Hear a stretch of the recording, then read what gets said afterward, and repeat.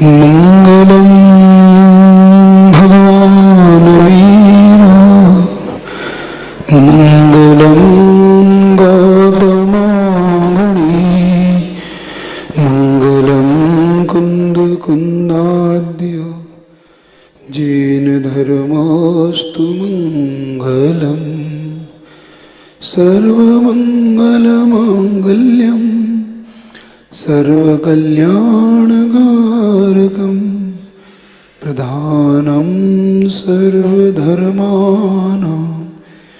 जीनं जयतु शाहुति। इधर अपन ने समझा 56 कुमारी देवियां माँ के गर्भ का शोधन करती हैं, छा जाता है। इधर जैसे ही सोदर इंद्र को यह समाचार मिलता है कि भगवान का जन्म हुआ है, तो वह समाचार उसे उसका सिंहासन हिलने से मिलता है। सिंहासन कंपायमान होता है तो सोदर इंद्र चारों निकाय के देवों के साथ साक्षात अब इस मध्य लोक में, इस भरत क्षेत्र में, भारत देश में जो कुंडपुर नाम की नगरी है, अब अपने पूरे चारों निकाय के देवों के साथ यहाँ पर आता है और सर्वप्रथम वो भगवान की उस नगरी की 3 परिक्रमा देते हैं। उसके पीछे पीछे सारे के देव माता पिता की भी सर्वप्रथम माता की स्तुति करती है, फिर माता को मायामयी निद्रा में सुला देती है। इधर एक मायामयी बालक बना के माता के निकट सुला देती है और सुलाने के बाद स्वयं अब भगवान को अपने हाथों में उठाकर बार बार सहला रही है, स्पर्श करती है कि धन्य है ये जीव जो अब मेरे लिए भी जो दुर्लभ था, ऐसी वो पुत्र रत्न को देखकर, जिनके छोटे छोटे पैर हैं, जिनके कोमल कोमल हाथ हैं, जिनके मृग नयनी जैसे नेत्र हैं, जिनके हिरण जैसे कान हैं, जिनके सीना में वक्ष का श्री वक्ष का चिन्ह है, जिनके चरणों में हजारों हजारों जो तिलों से भरा है, जो 1008 लक्षण से सहित है, जिनके उत्तम उत्तम लक्षण प्रकट हो रहे हैं, ऐसे प्रभु अब इंद्राणी के हाथ में है। और जैसे ही वो बालक को हाथ में लेती है, उनकी कांति को देखते देखते उसकी आंखें चदिया जाती, मतलब आंखें चुंधिया जाती हैं। एक पल के लिए उसे ऐसा लगता है कि मैंने किसी बालक को हाथ में नहीं लिया हो, मैंने साक्षात सूर्य को ही हाथ में ले रखा हो। ऐसी प्रभु की कांति प्रकट होती है, किरणें जिनके शरीर से फूट रही हों, जिनके छोटे छोटे नाखून ऐसे लग रहे हो कि मानो साक्षात हीरे ही हों, जिनके बाल ऐसे लग रहे हैं क्योंकि उनके बाल जन्म से ही आ जाते हैं, ऐसा हुआ बालक बड़े आराम से, जैसे ही बालक की मुस्कान देखती है वो इंद्राणी, तो बालक की मुस्कान देखकर वो इंद्राणी ऐसे प्रसन्न होती है कि मानो कमल ही खिल गया हो। इस प्रकार से वो बालक को लेकर आकाश मार्ग से जाती है और उस समय दिक् कुमारिया देवी जिस बालक पर छत्र, ध्वजा, कलश, चमर, स्वस्तिक आदि 8 मंगल द्रव्य लेकर इंद्राणी के आगे आगे चलती है, उसी समय इंद्र जैसे ही देखता है तो जिसको इंतजार था इंद्राणी का, उसको देखते ही इंद्र प्रसन्न हो जाता है। आपको उस दृश्य की ओर ले चलता हूं, जैसे कि इंद्राणी जैसे ही बालक को लेके जाती है, इंद्र आज सबसे ज्यादा अपने आप को दुर्भागा मानता है कि मैंने प्रथम दर्शन नहीं कर पाए, भाग्यशाली कोई है तो ये स्त्री पर्याय में इंद्राणी ही है जिसने प्रथम दर्शन बालक के रूप में किए हैं। और वो जैसे ही अपने हाथ में बालक को लिए होती है, उधर सोदर इंद्र आज दरिद्रों के भांति, जैसे एक भिखारी किसी से कुछ मांगता है दोनों हाथ फैला के, आज सोदर इंद्र इंद्राणी के सामने एक भिखारी के भांति खड़ा है और कहता है, देवी तुम मुझे पुत्र मुझे दे दो, लेकिन आपको उस दृश्य की ओर ले चलता हूँ जो आपने कभी पंचकलक में देखा होगा कि कैसे वो सोधर्म की सची मना कर देती है कि नाथ मुझे अब ये बालक नहीं दिया जाता, मुझसे ये बालक अब छूटता नहीं है। तब वो विनती करता है कि सची तुम देखो, इतनी इंद्रियाणियों में, इंद्रिय देवियों में तुम प्रथम देवी हो मेरी, तो मेरा कहना तुम मानती हो तो मुझे दे दो। तुम चाहो तो ये सोधर्म का स्वर्ग मुझे ले लो, सोधर्म इंद्र का जितनी भी संपत्ति तुम ले लो। तो सची क्या जवाब देती है, तुम मुझे क्या ये सोधर्म इंद्र की संपत्ति को मुझे लालच देते हो? मेरे हाथ में 3 लोक के नाथ है, तुम्हारी ये संपत्ति भी इसके आगे तुच्छ है। जब तुम ही इनकी दास हो तो तुम्हारा स्वर्ग मेरे लिए क्या महत्व रखता है? इस प्रकार से सची से बार बार जब विनती करता है, सची उस छोटे से बालक को इंद्र को सौंपती है। और जैसे वो इंद्र को सौंपती है तो सर्वप्रथम जो नमस्कार करते हैं उन्हें, और 2 नेत्रों से वह इंद्र जैसे ही प्रभु को देखने का पुरुषार्थ करता है, उसके 2 नेत्र भी अब कम पड़ जाते हैं। तो वो सोचता है क्या करूं, इनकी सुंदरता मैं कैसे देख लूं, ये मुझे तृप्त कैसे करेगी? मुझे लग रहा है कि सारा अमृत इनके रूप में ही भरा पड़ा है। इस प्रकार से वो इंद्राणी विचार करती है, किंतु इंद्र इधर सोच में विचार करता है और वो अपने अवधि ज्ञान के मात्र से जानता है। तो अपने पूरे शरीर को 1008 नेत्र बनाकर, कितने 1008 नेत्रों से भगवान की, मतलब सहस्र नेत्र, 1000 नेत्रों से भगवान को देखता है। फिर भी वो तृप्त नहीं होता। बड़े इंद्र जब वो देखता है तो साथ में जो इंद्र आए थे वो निवेदन करते हैं, स्वामी अब हमें प्रभु को जन्माभिषेक के लिए सुमेरु पर्वत पर लेके चलना चाहिए। तब इंद्र की जैसे मान लो निद्रा टूटी हो, ऐसे वो हाथ ठीक कहते हो, मैं खो गया था प्रभु के दर्शन में। इस प्रकार से अब वो कुबेर स्वयं रत्नों की वृष्टि करता है। इधर सोधर्म इंद्र बालक को अपने ऐरावत हाथी पर ले जाकर विराजमान करता है। उधर महेंद्र जिनके ऊपर छत्र लगाता है, ईशान जिन पर चंवर ढोरते हैं, और सानत कुमार दाएं हाथ से, ईशान बाएं हाथ से, और महेंद्र जिनके ऊपर छत्र लगा रहा है, और सोधर्म जिनको लेकर गोद में बैठा है। सची गदगद है आज। देखो 3 लोक के नाथ को हम लेकर चल रहे हैं। इधर सभी इंद्र जय जयकार करते हैं, धन्य धन्य की ध्वनि करते हैं कि आज हमारा जीवन धन्य है। हम 3 लोक के नाथ को लेकर सुमेरु पर्वत पर जा रहे हैं। आकाश गुंजायमान है। इधर जब जनता को कोई शंका होती है कि पुत्र है कि नहीं, तो वो देखने के लिए जाते हैं, किसी को भेजते हैं महिला को, तो कहते हैं बालक सो रहा है। उन्हें यह नहीं पता पड़ पाता कि सोदर इंद्र बालक को ले जा चुका है और माँ निद्रा में मग्न है।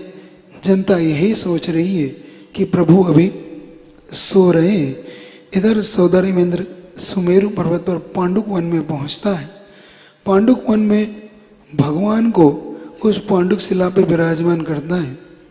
इधर समस्त इंद्र लाइन लगा लेते हैं क्षीर सागर तक। क्षीर सागर जो पंचम सागर है, 5वां सागर है, जो वहां से लेकर इतने इतने इतने इतने देव हो जाते हैं जिनकी लाइन इतनी लंबी है कि सुमेरु पर्वत तक वो लाइन नहीं टूटती। तो आप विचार करिएगा कि कितनी दूर तक वो लाइन होगी। पंचम स्वर्ग मतलब यहां से दोनों आप करते जाओ तो पांचवा समुद्र कितनी दूर होगा। 1 लाख का जम्बूद्वीप है तो 2 लाख का आपका 2.5 द्वीप तक 45 लाख योजन है ना। तो ऐसा 22.5 लाख से गिनना शुरू करो क्योंकि हाफ हो जाएगा। तो ये पंक्ति इधर एक पंक्ति इधर दोनों ऐसी क्षीर समुद्र तक जा रही है। तो 45 लाख योजन ये हो गया और उस 8 योजन अपन पहले कम कर लिया था क्योंकि पुष्कर को आधा किया था। तो 45 लाख में आप 8 और जोड़ दोगे तो कितना हो जाएगा, क्योंकि दुगना जोड़ना है 16 जोड़ना है आपको। 8 इधर से आधे से 16 और जोड़ दो तो 22.5 में 8 जोड़ लो तो कितने हो गए 30.5 हो गए। अब जो 16 था उसका हो गया 32। अगला ऐसा करोगे तो कई लाख योजन तक चला जाएगा। उस लाख योजन तक भी देवों की पंक्ति नहीं टूटती। इधर सोदर इंद्र विचार करता है। एक कथा श्वेतांबर दर्शन में आती है कि सोदर इंद्र को यह शंका उठती है कि चूंकि भगवान महावीर का जो ऊंचाई थी 7 हाथ की थी तो 7 हाथ का यह बालक अभी कितना बड़ा होगा, 1 हाथ समझ लो जन्म के साथ। तो उसके मन में ये बात आती है कि मैं इन पे जो कलश डालूंगा जिनकी कलशों की ऊंचाई होती है 8 योजन गहरा 4 योजन चौड़ा 1 योजन का जिसका मुख हो। 1 योजन कितना बड़ा होता है 12 किलोमीटर अगर मान लो, क्योंकि लघु योजन से भी मान लो तो 8 से गुणा करोगे तो कितना हो गया 96 योजन। 96 योजन का वो जो कलश होगा 96 किलोमीटर का 96 किलोमीटर का जो कलश होगा और 48 किलोमीटर जो चौड़ा होगा 12 किलोमीटर जिसका मुख होगा। तो वो स्वधर्म सोचता है कि यह 1 हाथ का बालक इस कलश को कैसे झेल पाएगा और जिसपे 1008 कलश डलना है, ऐसे बड़े बड़े कलश डलना है। जब वो ये सोचता है तो इधर भगवान को अवधि ज्ञान से जान पड़ता है कि ये मेरे बारे में कुछ संकित है, शंका कर रहा है। और जब वो ऐसा सोचता है कि ये मेरे बारे में शंका कर रहा है तो वह सौधर्म इंद्र की शंका दूर करने के लिए भगवान अपने उस अंगूठे से सुमेरु पर्वत पे एक चोट मारते हैं और सुमेरु पर्वत जो 1 लाख योजन का है कंपायमान हो जाता है। और जैसे भी कंपायमान होता है तो सौधर्म समझ जाता है कि ये बालक छोटे मोटे बालक नहीं है जिन्हें मैं सामान्य बालक मान रहा था। मेरे को याद रखना चाहिए कि ये तीर्थंकर बालक है और इनकी शक्ति इतनी है, इस समय भी इतनी है कि ये 3 लोगों को डमरू की तरह हिला सकते हैं। किसकी डमरू बजाता ना जादूगर, इस डमरू की तरह ये हिला सकते हैं। इन्होंने अपने पैर की चोट से बता दिया कि सुमेरु पर्वत जिसको 1 लाख योजन का सुमेरु पर्वत जिनकी चरणों से हिल जाता है उनके लिए 8 योजन कोई मायने नहीं रखता। निश्चिंत होके वो अब कलश उठाता है और जैसे ही वो कलश डालता है इधर जय जयकार होने लगती है और सभी देव जय जयकार की गुंजायमान करते हैं। और इधर जल की धारा जैसी बहती है तो जल की धारा जैसे बहती है तो सारा सुमेरु पर्वत दूधमय हो जाता है, क्योंकि क्षीर समुद्र का जो जल होता है वो दूध की भांति धवल सफेद होता है।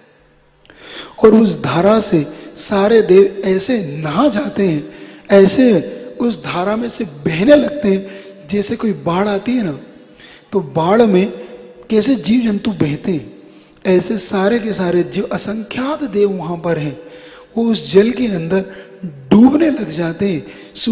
पूरा का पूरा सुमेरु पर्वत दूधमय सफेद हो जाता है। और कहते हैं कि एक एक देव जो अंत में उस गंधोदक को लेते हैं तो गंधोदक की एक बूंद भी वहां नहीं बचती, इतना गंधोदक बढ़ता है, इतना गंधोदक। 1008 कल सोचो, एक एक बूंद, इतना पानी, इतना गंधोदक से वो, जब देवियां देव असंख्यात देव, मतलब उनकी संख्या नहीं है।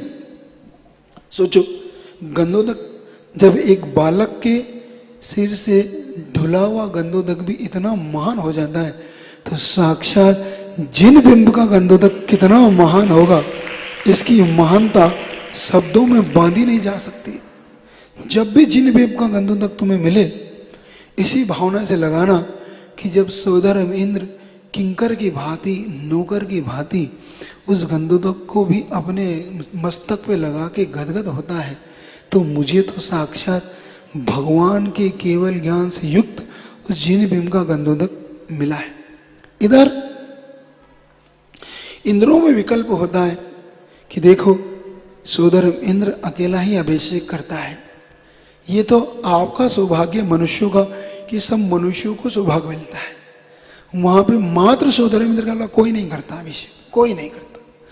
तो जब विकल्प होता है तो आपस में जब चर्चा होती है कि क्या हमें अभिषेक नहीं मिलेगा, तब उन्हें बताया जाता है कि सोदर इंद्र ने तो अंत में अभिषेक किया है, तुम इंद्र लोग धन्य हो। वह इंद्र धन्य है जो क्षीर समुद्र से पहली गागर भर के दे रहा है, उसने प्रथम अभिषेक किया है। क्योंकि पहली गागर किसने भरी? प्रथम इंद्र। तो उसके हाथ में तो कब पहुंची? अंत में। इस प्रकार से प्रथम इंद्र से लेकर अंतिम इंद्र खुश हो जाते हैं और भगवान का अभिषेक होता है। इधर सची इंद्राणी अब अपने आप को और सौभाग्यशाली समझती है। जैसे ही इंद्र उस बालक का अभिषेक करके सची इंद्राणी को गोद में देता है, तो वह सची इंद्राणी उस इंद्र को, उस बालक को उठा के ऐसी समेट लेती है जैसे साक्षात उसका ही पुत्र हो।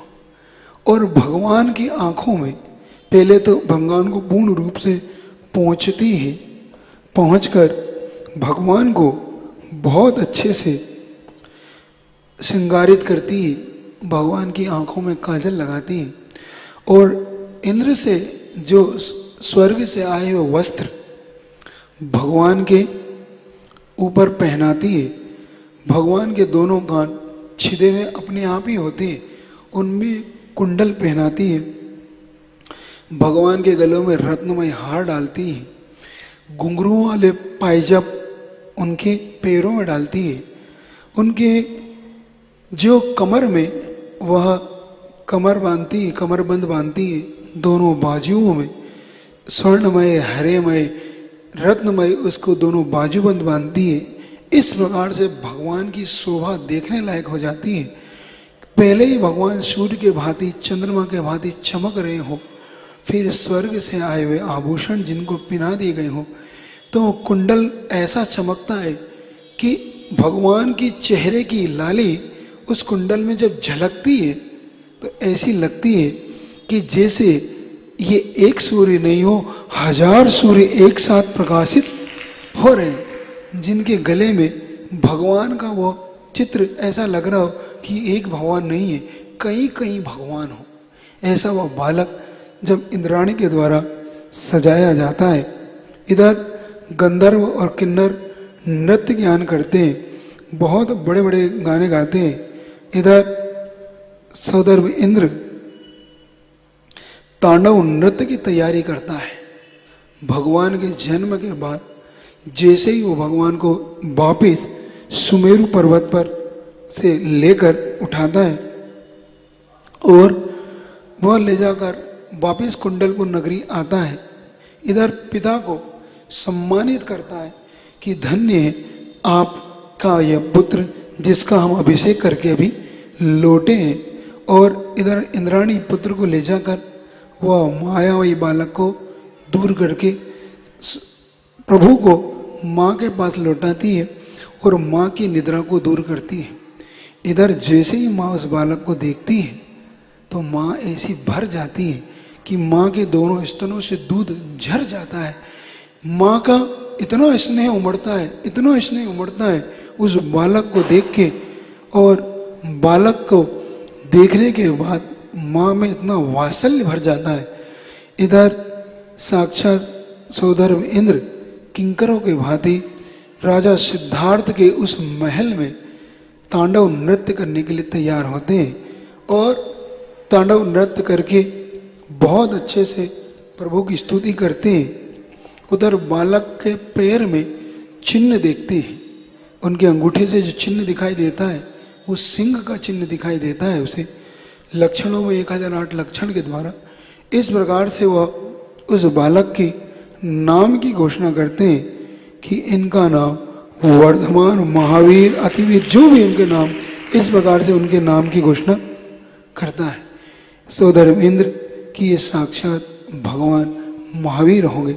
इस प्रकार से जिनके वीर, अतिवीर, शनमति, महावीर और वर्धमान, इस प्रकार से इनके 5 नाम होते हैं, जिनमें से पहला नाम सौधर्म रखता है।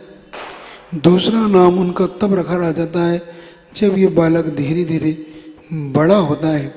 एक दिन संगम नाम का देव इनकी परीक्षा लेने के लिए सर्प का रूप धर के उतरता है, और वह बालक अभी मुश्किल से 4-5 साल का है।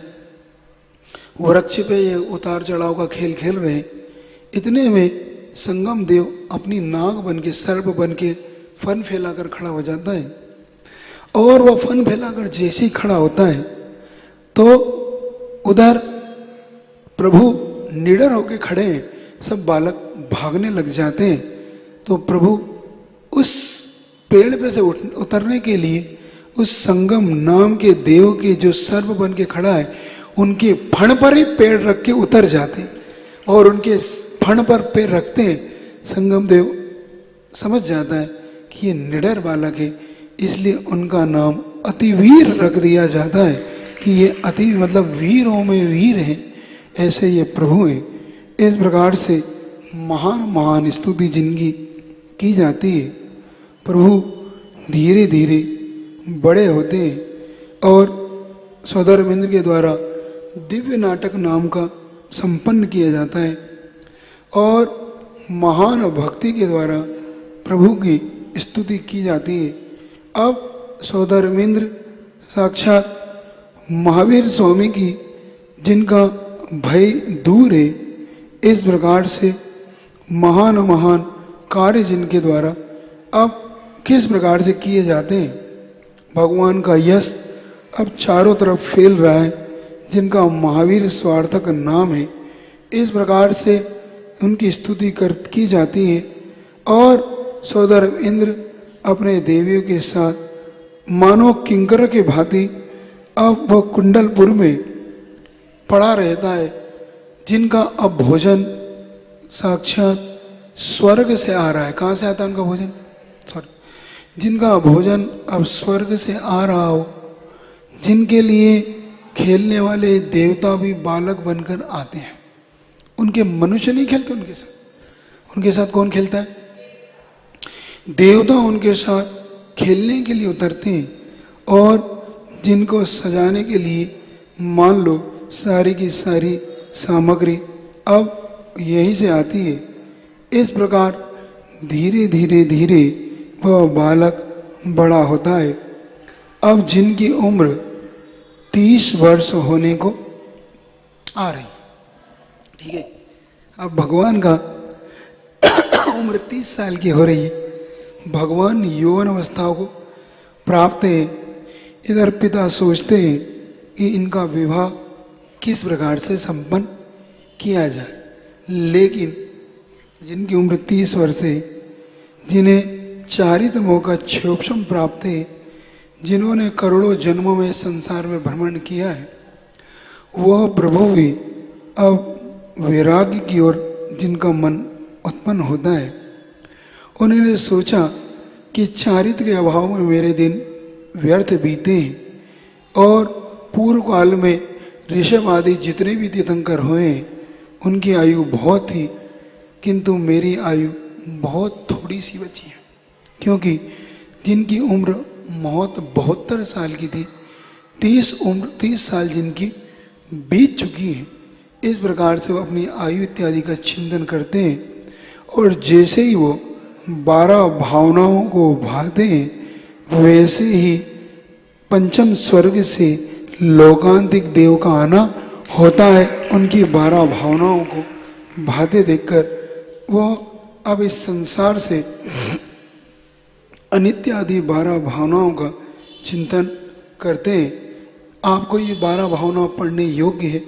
इनमें जो 12 भावना का जो महाराज ने वर्णन किया है, इस प्रकार से इन 12 भावनाओं को भाते भाते प्रभु वैराग्य को प्राप्त होते हैं। उधर लोकांतिक देव अवधि ज्ञान से निश्चित करके भगवान का तप कल्याण मनाने के लिए अब नीचे आते हैं।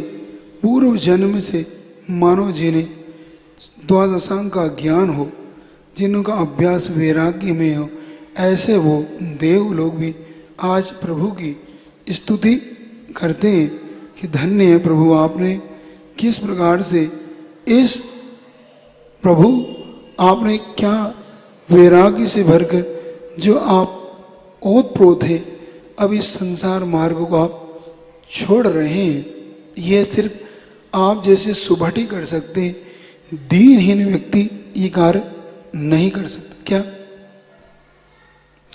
ये जो दिगंबर मुद्रा कौन रख सकता है? जो इस संसार से वैराग्य को प्राप्त हो। दीनहीन व्यक्ति धर न सके दीनहीन संसारी। संसारी ये दीनहीन व्यक्ति कभी भी इस मुद्रा को नहीं रख सकता, कभी भी इस जिन मुद्रा को धारण नहीं कर सकता। मात्र जो अंदर से वैराग्य से भरा हो वही इस मुद्रा को रख सकता है। इसलिए एक दोहा कहा किसी ने, अंदर विषय वासना बरते बाहर लोक लाज अति भारी, ताते धर न सके दिगंबर मुद्रा दीनहीन संसारी। अंदर लोक लाज है, बाहर में, अंदर में विषय वास। तो जिनके अंदर ऐसी महान कार्य हुआ, ऐसे तीर्थंकर देव स्वयं इस प्रकार का चिंतन करते हुए अब सौदर इंद्र का भी पुनः वह आसन कंपायमान होता है और उसी समय सौधर्मिंद्र स्वयं अपने चारों निकाय के देवों के साथ अब आता है। भगवान का जो तप कल्याणक मनाने के लिए तैयार है और जिन पर सौधर्मेंद्र उनका अब तृतीय अभिषेक करता है। कौन सा अभिषेक करता है? पहला वो जन्म अभिषेक करता है, दूसरा राज्याभिषेक करता है, तृतीय वो जब वह तप कल्याण के लिए जाते तो दीक्षा अभिषेक करता है, चौथा होता है जिन भीम अभिषेक। जिन अभिषेक अपन सब करते हैं। जब भगवान को निर्वाण हो जाता है तो जो मूर्ति प्रतिमा होती है, इस प्रकार से 4 प्रकार के अभिषेक होते हैं। याद रखना आप लोग, कितने प्रकार के अभिषेक होते हैं? 4। इस प्रकार से भगवान का अभिषेक करके वह स्वयं भगवान का वह महोत्सव तप कल्याणक मनाता हुआ भगवान को उस पालकी में विराजमान करता है। जिस पालकी में वह पालकी जो अब भगवान को उस दीक्षा वन की ओर ले जाती है।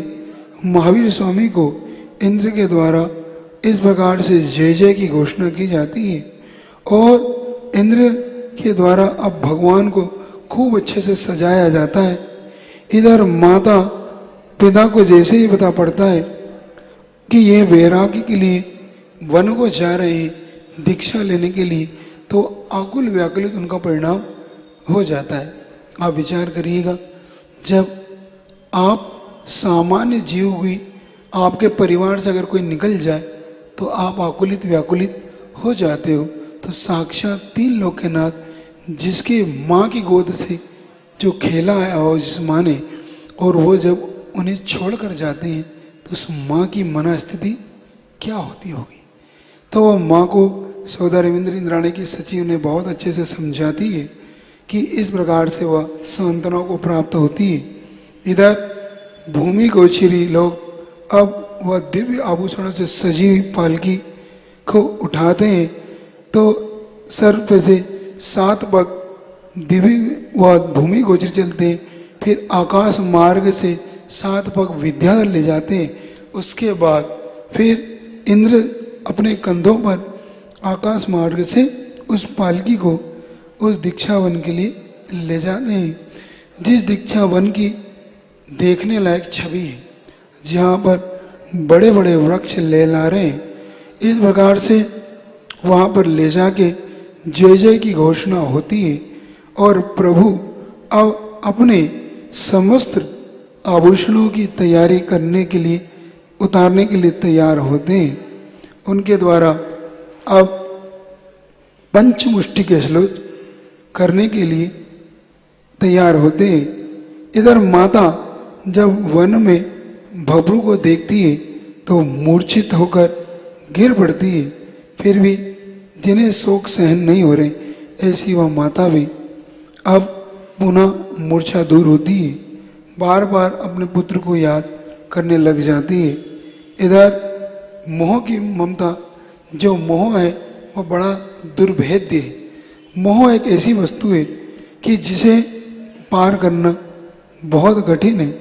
इस प्रकार से माता के द्वारा विलाप करने पर भी प्रभु का मन, जिनका इतना अंदर से दृढ़ है कि उस दृढ़ता के कारण कर प्रभु फिर भी पंचमुष्टि के श्लोक 5 बार में कर लेते। कितने बार में? क्योंकि प्रभु की दाढ़ी मूछ नहीं होती, जो युवा हमेशा दिखाई देते हैं। 5 बार में पूरे सिर के बाल उखाड़ डालते हैं और पंचमुष्टि के श्लोक करते हैं। इस प्रकार से प्रभु के द्वारा उत्तरमुखी बैठा गया उस शिला पर, सुंदर स्वच्छ शिला पर प्रभु बैठे हुए और उत्तरमुखी जिनका मुख है, क्योंकि भगवान उत्तर या पूर्व मुखी होकर दीक्षा को ग्रहण करते हैं। इस प्रकार से जहाँ पर मार्ग से कृष्ण दशमी तिथि है, हस्त नक्षत्र, उत्तरा नक्षत्र है, मध्यम वाले जो दीक्षा का ग्रहण प्रभु ने की है और भगवान ने अपने केशों को उखाड़ डाला। उन केशों को सोदर इंद्र ने रत्न जड़ित पिटारे मतलब मंजूषा में एकत्रित कर लिया, जिन्होंने अब बहुमूल आभूषण से वह पेटी को ढाका गया है और भगवान ने अपने एक एक वस्त्रों को उतारना प्रारंभ किया और भगवान का अंतिम वस्त्र जैसे ही उतरता है, प्रभु अपने ध्यान में आरूढ़ हो जाते हैं और भगवान को मनः प्रज्ञान नाम का चतुर्थ ज्ञान उत्पन्न होता है। पहले भगवान को 3 ज्ञान जन्म से प्राप्त थे। इस प्रकार से प्रभु को आज चौथा दीक्षा लेते ही प्रभु अब 63 रिद्धि के धारी हो गए। कितने रिद्धि के? भगवान को 63 रिद्धियां प्रकट हो गई। कौन सी रिद्धि रह गई उनकी? केवल ज्ञान रूपी रिद्धि जिनको अब रह गई है और प्रभु साक्षात उस 63 रिद्धि से प्राप्त होकर अब ध्यान में आरूढ़ हो चुकी हैं। इधर भगवान का जैसे ही वह तप्तमय स्वर्ण शरीर देखकर इंद्र स्तुति करता है, धन्य धन्य मानता है। इस प्रकार से प्रभु का अपन ने आज तब कल्याणक देखा। आज गला काम नहीं, इतना नहीं रख रहा हूँ ताकि आपके द्वारा इतने। अब आज जाप देंगे। आज एक आपको कहा था सभी लोगों से कि जाप देना है आपको, ठीक है ना? तो जो मेरे साथ दे रहे हैं वो तो दे ही रहे हो, तो एक जाप अलग से ऊपर जाके आपको, जहाँ अपने पद्म भगवान की वेदी है उस वेदी के आसपास बैठ के जाप देना। एक 80 औषा की देना, कोई ज़्यादा बड़ी नहीं, 5-7 मिनट लगेंगे आपको, ठीक है? नींद तो नहीं आ रही? ऐसा तो नहीं? देखो, बोझ मान के मत दो, जाप को उत्साह से दो। बोझ मान के दोगे तो कोई लाभ नहीं, क्योंकि ये जो कलश स्थापित आपने की है, क्योंकि जितनी जाप आप ज़्यादा से ज़्यादा दोगे उतने उतना अतिशय इनके अंदर आएगा, ठीक है ना? तो आप लोग जाप देना। दीपक लेके आए होंगे, भगवान की भव्य आरती करना। मैसेज नहीं पढ़ा आप लोगों ने? पढ़ लिया था ना? तो दीपक लेके भगवान की आरती करना अब जाप करना ये आपको करना। कल सुबह कितने बजे आना है? 5 बजे है। पूछो।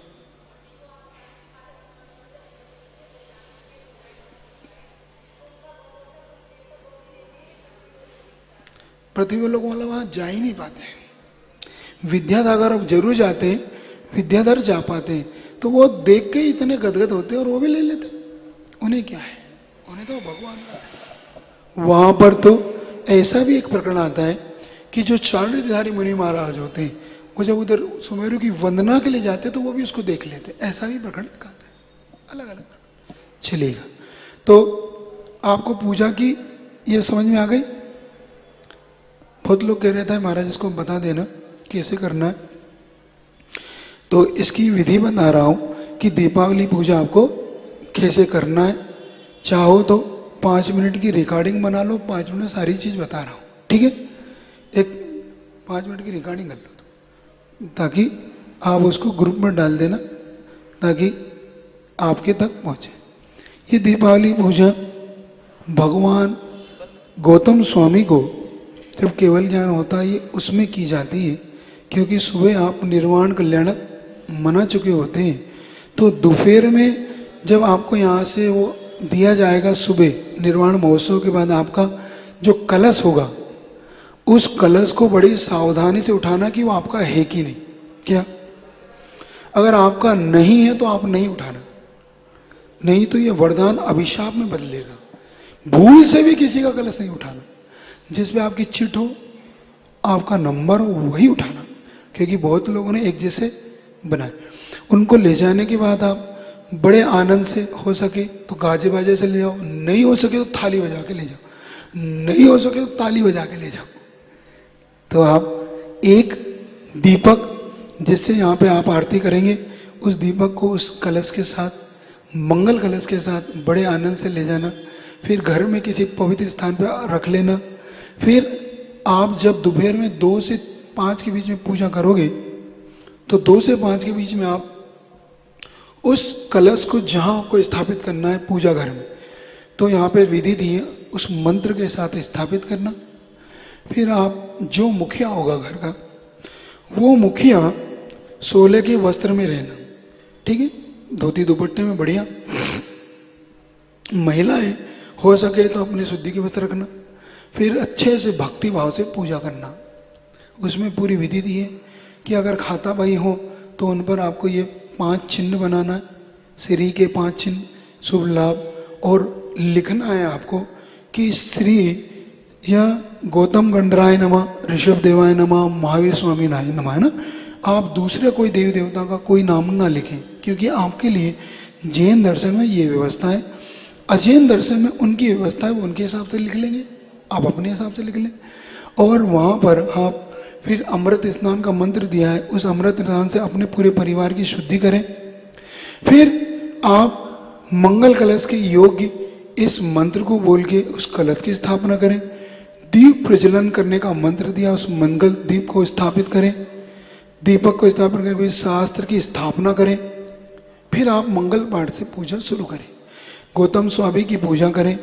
और गौतम स्वामी की पूजा करने के बाद आप 64 रिद्धि के अर्घ चढ़ाएं। इसमें 64 अर्घ दिए हैं पीछे, उन अर्घों को आप चढ़ाएं। फिर क्रम से जो अर्घ दिए उन्हें चढ़ाएं। उन अर्घों चढ़ाने के तो महाअर्घ चढ़ाकर आप विसर्जन कर लें। फिर आप वहीं पर दीपक से आरती कर लें। 64 दीपक जलेंगे, 64 नहीं तो 16 4 बत्ती वाले 16 दीपक 64 हो जाएंगे। ऐसे 64 बत्ती मतलब 16 दीपकों से आप आरती कर लें। फिर मंदिर में लेकर पूरे परिवार से उन दीपकों को आएँ। कुछ दीपक भगवान की डेली पर रखें, कुछ दीपक गुरु के चरण के साथ समर्पित करें अगर गुरु यहाँ आपके यहाँ है तो, और कुछ दीपक अपने घर ले जाएं, और शेष दीपक आप अपने परिवार के मित्र बंधु के यहाँ दे दें, उनके यहाँ पर, कि हमारे यहाँ प्रकाश से मान हुआ, आपका भी जीवन प्रकाशित हो, तो आप इस भावना से उन्हें दे दें। कुछ लोग कह रहे थे महाराज ऐसा तो नहीं कुछ लोग जान टूटोना समझेंगे? नहीं, कोई ज़्यादा टूना थोड़ी है, ये तो सद्भाव पूर्ण है। फिर शाम को आप जैसे आप आरती करना चाहते हैं, क्योंकि कुछ लोग रात में करते हैं, वो रात में ना करें। जैसे मान लो 5-5 घर होते हैं, 6-6 घर, 7-7 परिवार के कुटुंब के घर होते हैं, तो पहले क्या होता था, आपके यहाँ भाई एक घर पूजा हो गई, फिर दूसरे घर हो गई, फिर तीसरे क्या, ऐसा ऐसा नहीं करना है इस बार सब लोग दोपहर में अपने अपने घर कर लेना, फिर शाम को आरती करने के लिए एक दूसरे के यहाँ जाना, फिर क्रम तय कर लेना कि कौन की आरती पहले होगी, वो सब मिल के वहाँ आरती करना, फिर अपने परिवार में आरती करना, उसके परिवार में, फिर कुछ दीपकों को लेके उनके परिवार में जाना, वहाँ स्थापित करना, ऐसे सबके परिवारों को आरती करते हुए फिर मंदिर शाम को आपको वापस आना है, फिर वही भगवान की भव्य आरती करना है। आरती करने के बाद फिर अपने अपने परिवार में आप आनंद से 64 रिद्धि की जाप देना है। ये जो 64 रिद्धि के मंत्र हैं, ये रात भर अगर दे सको, परिवार के सदस्य मिलके, जैसे 1 घंटा वो दे ले, 1 घंटा तुम दे लो, 1 घंटा, तो परिवार के सदस्य रात भर अगर जाप दे सके तो उस जाप घर में आनंद से देना। नहीं दे सको तो फिर आप जितनी दे पाओ वो आपके ऊपर है। तो आपके परिवार के सदस्य वहाँ पर बैठ के जाप दें। ये बड़ा दिन इतना शुभ है कि इस दिन की हुई जाप बहुत फलती। आज आनंद आया कि नहीं सुबह आप सबको? सही बताना, मेरा मुंह देख के मत बताओ, तुम्हारे मुख से तो नहीं लग रहा आनंद आया। आया आया तो अगर आनंद आया तो कल आओगे कि नहीं? कल भी फिर वही जाप का क्रम होगा, जो भी होगा। तो अगर महाराज से पूछ लेना, महाराज आप जाप कराएं, नहीं तो आप कराना जाप, है ना, कोई भी जाप कराना। तो इस प्रकार से आपको ये पूजा इत्यादि करना, ठीक है। एक पोस्टर आपको मिल गया होगा महाराज जी, वो लगाना। किसी प्रकार का अन्य पोस्टर नहीं लगाना। कोई प्रकार की हटरी चांदी की, मिट्टी की नहीं रखना। किसी प्रकार के पतासे खीर भगवान पे नहीं फेंकना, ठीक है ना। कोई दूध दही में सिक्के को नहीं डालना, है ना। किसी प्रकार की मिथ्या क्रियाओं को नहीं करके समीचीन क्रियाओं को करना। और हो सके तो कल कोई भी व्यक्ति शाम को नहीं खाना। परसों कल 3 करोड़ मुनि महाराज के उपास रहेंगे। क्या रहेंगे? उपास रहेंगे। तो हो सके इतनी महान 14 है, तो कल आपके यहाँ भी मुनि महाराज के उपास है, तो आप सब भी उपास रखना। नहीं हो सके तो कम से कम एकासन तो रख ही लेना, है ना। कल बहुत बड़ी 14 है, बहुत महान 14 है कल। तो इस प्रकार से आपका कल का कार्यक्रम ऐसा रहेगा। आप आराम से रहें, दिन भर फिर आराम से भक्ति करें, पूजा करें, है ना। तो कल 14 से देखते हैं कल क्या। फिर परसों का वही शाम का कर्म अपना वही रहेगा। भगवान का कल निर्वाण महोत्सव, अपन निर्वाण की इसको पूरा करेंगे कि केवल ज्ञान उत्पत्ति के बाद भगवान को निर्वाण कैसे होता है, कल इसकी कथा सुनेंगे। परसों सुबह भगवान का निर्वाण महोत्सव मनाएं। चलिए सीधे बैठिए, जाप करिए।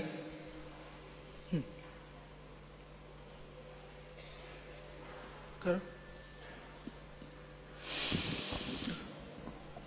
ओम सम्यक दर्शनाय नमः, सम्यक ज्ञानाय नमः, सम्यक चारित्राय नमः। ओम भीमरमस्याउसा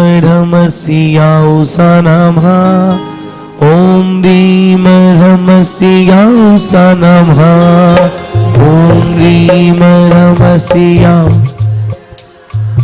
ओम भीमरम, ओम भीमरमस्याउसा नमः, ओम भीमरमस्याउसा नमः, ओम भीमरमस्याउसा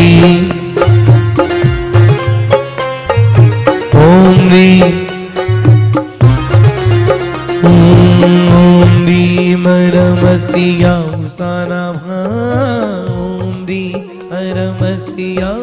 नमः, ओम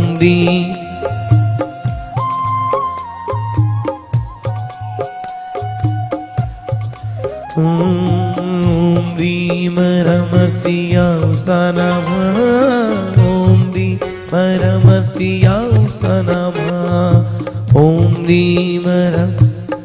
सभी बोलेंगे ओम भीमरमस्याउसा नमः, ओम भीमरमस्याउसा नमः, ओम भीमरम।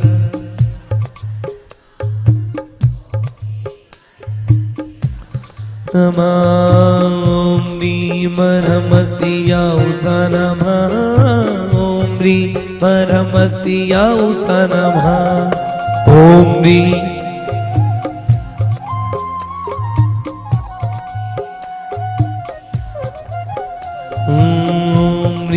परमस्याउस नमः ॐ ह्रीं परमस्याउस नमः ॐ ह्रीं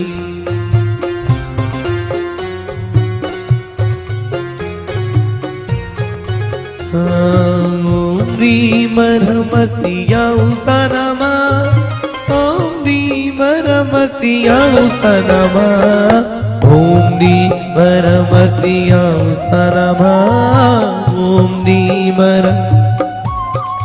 बोलेंगे ॐ ह्रीं ॐ ह्रीं ॐ ह्रीं परमस्याउस नमः ॐ ह्रीं परमस्याउस नमः ॐ ह्रीं ॐ ह्रीं ॐ ह्रीं परमस्याउस नमः ॐ ह्रीं परमस्याउस नमः ॐ ह्रीं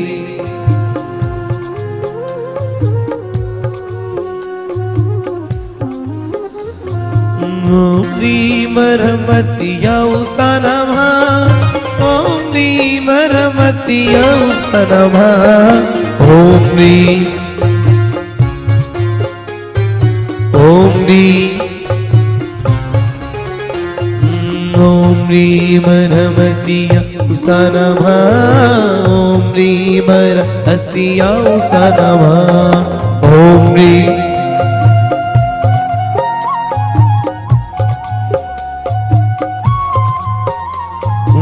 ॐ ह्रीं परमस्याउस नमः ॐ ह्रीं परमस्याउस नमः ॐ ह्रीं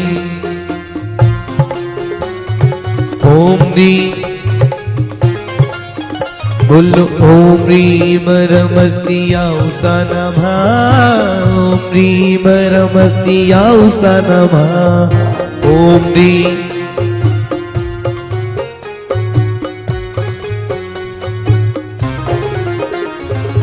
ॐ ह्रीं परमस्याउस नमः ॐ ह्रीं परमस्याउस नमः ॐ ह्रीं परमस्याउस नमः ॐ ह्रीं परमस्याउस नमः ॐ ह्रीं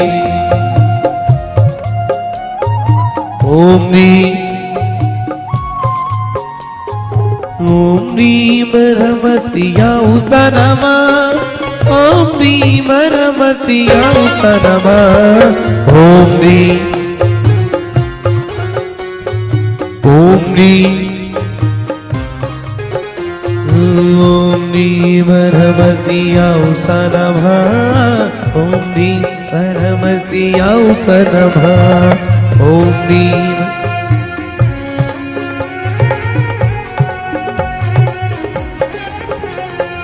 ॐ ह्रीं परमस्याउस नमः ॐ ह्रीं परमस्याउस नमः ॐ ह्रीं ॐ ह्रीं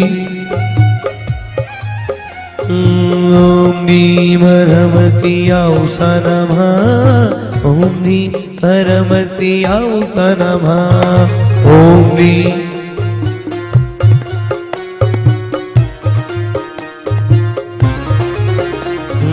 ॐ ह्रीं परमस्याउस ॐ ह्रीं परमस्याउस नमः ॐ ह्रीं ॐ ह्रीं ॐ ह्रीं परमस्याउस नमः ॐ ह्रीं परमस्याउस नमः ॐ ह्रीं परमस्याउस नमः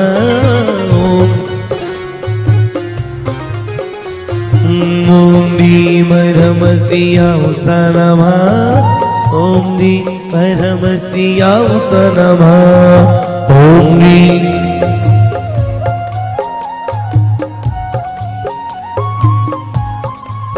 ॐ नीमरमसियाउस नमः ओम नीमरमसियाउस नमः ओम नी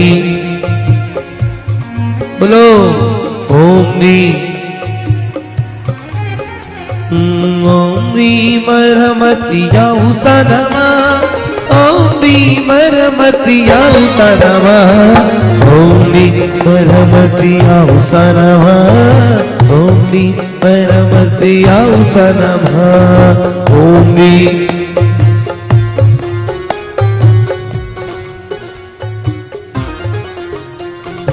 ओम नीमरमसियाउस नमः ओम नीमरमसियाउस नमः ओम नी बोलो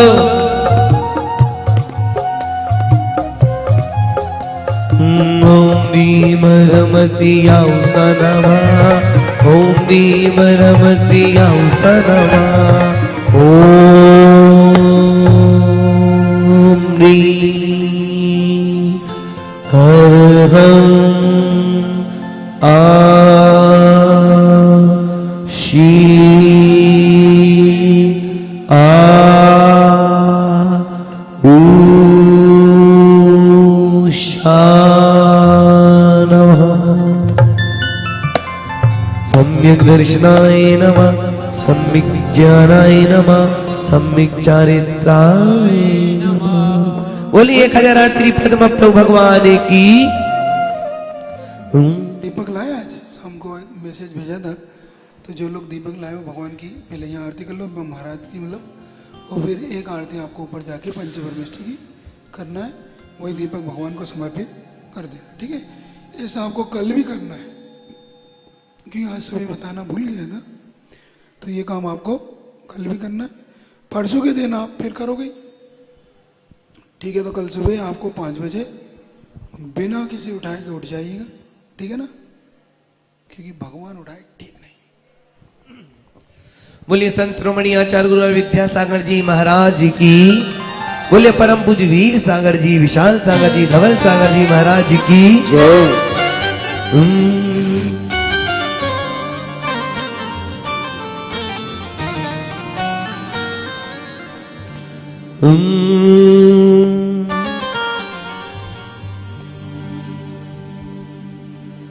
तेरा तुझको सौंप दे, क्या लागत है वो मेरा मुझ में कुछ ना, जो है सो सब दो। मुझे एक पल चैन नवावे, ओ मुझे एक पल चैन नवावे, गुरु भर तेरे बिना, गुरु भर तेरे बिना।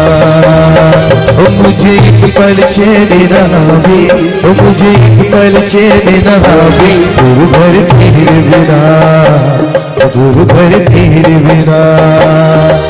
मेरे दिल को कुछ नहीं भाए, मेरे दिल को कुछ नहीं भाए, गुरु भर तेरे बिना, गुरु भर तेरे बिना, गुरु भर तेरे बिना।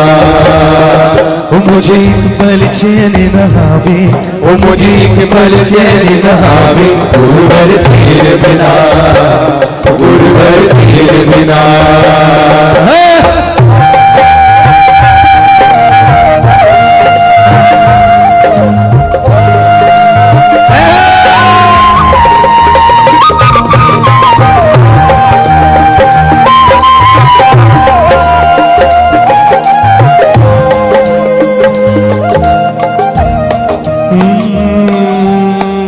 मुझको अपना बेटा समझ के चरणों से लगा लेना है, मुझको अपना बेटा समझ के चरणों से लगा लेना है। तुमसे कभी भी बिछड़ू ना मैं नैनों में बसा लेना है, तुमसे कभी भी बिछड़ू ना मैं, नैनों में अपने बसा लेना। मेरे दिल को कुछ नहीं भाई, ओ मेरे दिल को कुछ नहीं भाई, गुरु भर तेरे बिना, गुरु भर तेरे बिना। मेरे दिल को कुछ नहीं भाई, मेरे दिल को कुछ नहीं भाई, गुरु भर तेरे बिना, ओ गुरु भर तेरे बिना, गुरु भर तेरे बिना। ओ मुझे एक पल चैन न आवे, ओ मुझे एक पल चैन न आवे, गुरु भर तेरे बिना, गुरु भर तेरे बिना। आँखों में आंसू पलक है भीगी, आँखों में आंसू पलक है भीगी, जिंदगी है धीमी धड़कन है धीमी, जिंदगी है धीमी धड़कन है धीमी। तुमको अपना मान लिया है, माते तुम्ही हो पिता तुम्ही, तुमको अपना मान लिया है, माते तुम्ही हो पिता तुम्ही। मेरे दिल को कुछ नहीं भाई, ओ मेरे दिल को कुछ नहीं भाई, गुरु भर तेरे बिना, गुरु भर तेरे बिना। मुझे एक पल चैन न आवे, ओ मुझे एक पल चैन न आवे, गुरु भर तेरे बिना, गुरु भर तेरे बिना। मेरे दिल को कुछ नहीं भाई,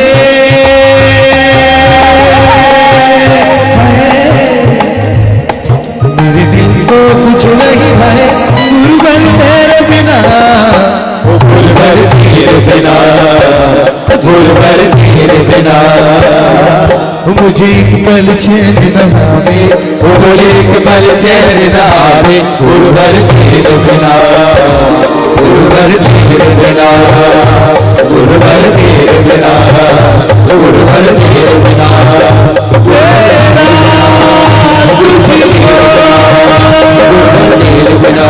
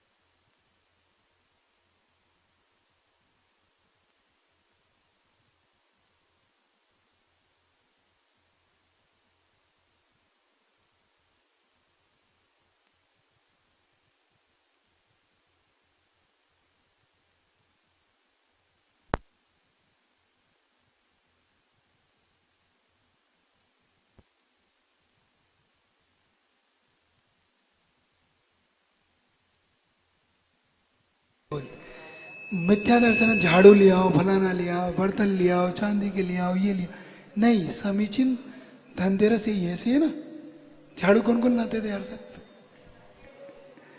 है ना? तो ये सब नहीं लाना ऐसे। चलो जल्दी 1 मिनट बोले परम पूज्य विशाल सागर जी महाराज की।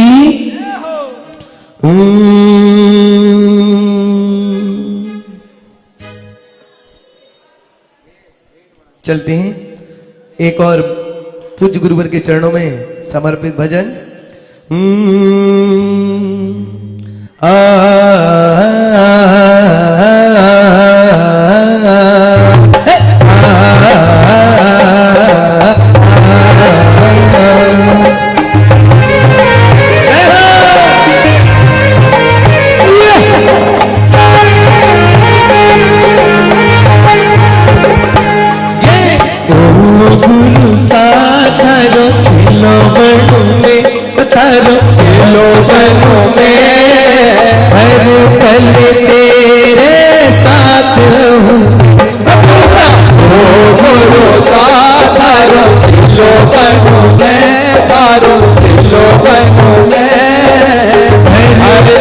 तेरे साथ रहूं मैं।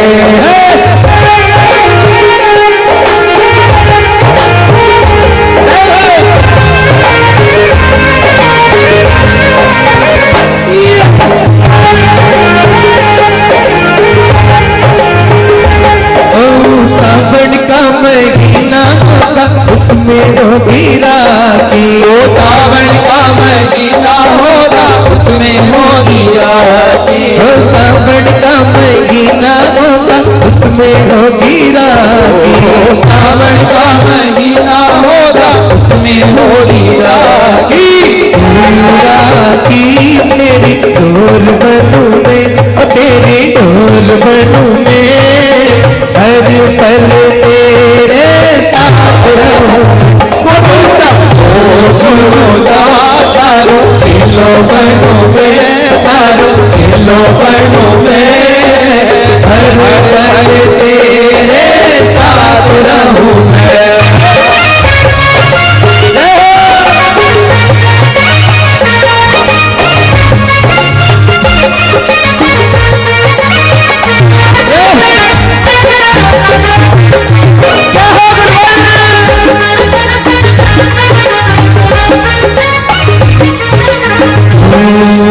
जब से मिला है गुरु का दरबार, जब से मिला है गुरु का दरबार, बड़ प्यारा लगे, बड़ सोना लगे, बड़ प्यारा लगे, बड़ सोना लगे।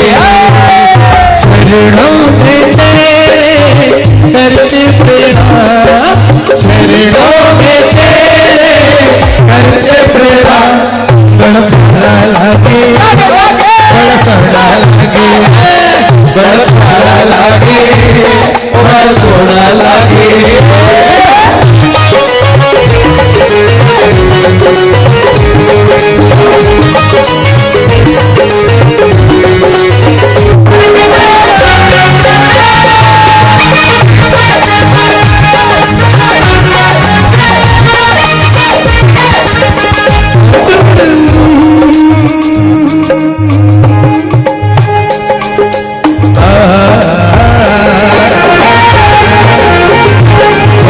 कार्तिक का महीना होगा उसमें होगी दिवाली, कार्तिक का महीना होगा उसमें होगी दिवाली, कार्तिक का महीना होगा उसमें होगी दिवाली, कार्तिक का महीना होगा उसमें होगी दिवाली। तेरी ढोल बनूं मैं, तेरी ढोल बनूं मैं, हर पल तेरे साथ रहूं। तारो चिलो बनूं मैं, तारो चिलो बनूं मैं, हर पल तेरे साथ रहूं मैं।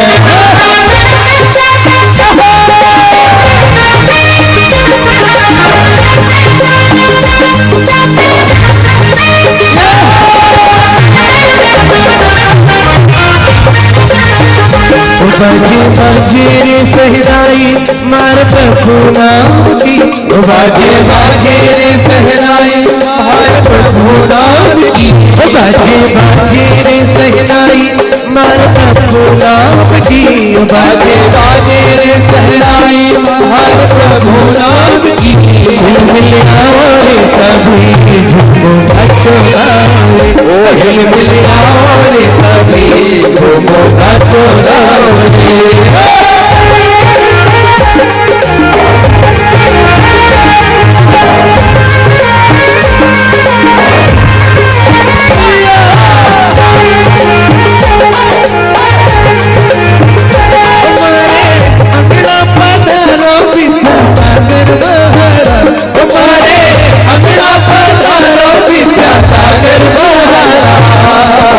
करे रहे देखो सबकी नैया का गुरुवर, करे रहे देखो सबकी नैया का। आगड़िया हमारे आगड़िया, आगड़िया मधु आगड़िया, आगड़िया हमारे